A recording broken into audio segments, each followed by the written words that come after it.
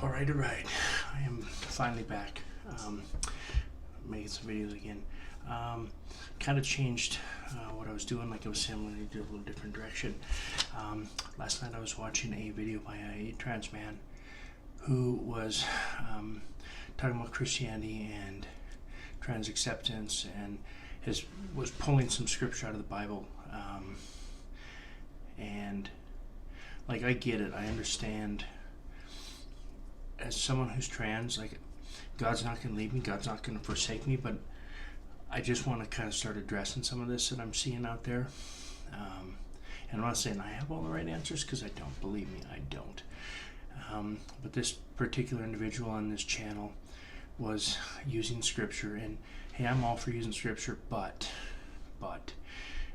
don't take it out of context. One example he uses Joseph, because the whole, coat of many colors, and this person was saying that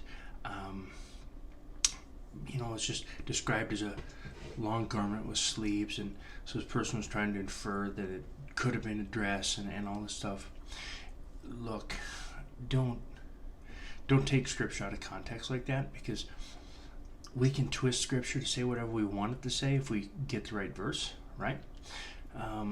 So that's what I'm going to do moving forward, is to start addressing some of these myths that are out there. Look, we're born into a sin nature, right? Like, that's just how it is. But we need to be changed by renewing of our mind and our hearts. Yes, I would argue God's not concerned with our external appearance. But that being said, we can't, like this individual's doing, use scripture and twist it and infer things that it's not inferring, right? And as I get older and get more conservative, and even really start to question my own transition in a lot of ways, I'm struggling with people that aren't that are using the Bible to justify their position, right? Christians do it, non-Christians do it, this trans person's doing it. You got to knock it off.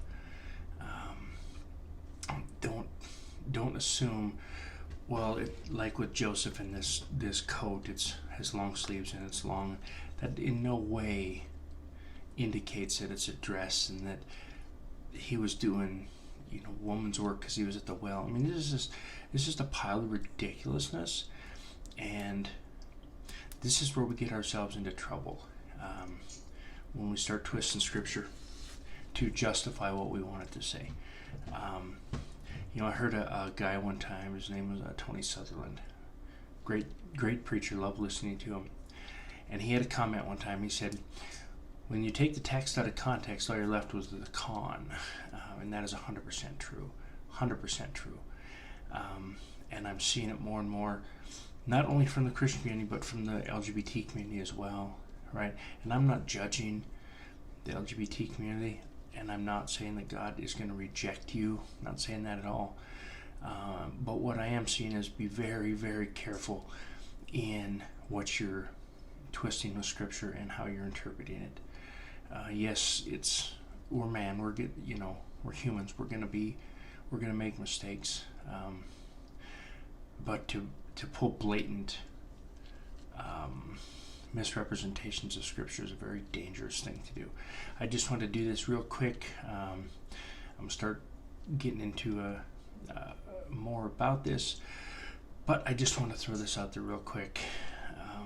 And I'm not, like I said, and maybe they're doing it because they're trying to sell books, because they got a book coming out. I don't know, don't care. Not my circus, not my monkeys. But I will tell you that when you start to misrepresent Christianity, you've got a big problem.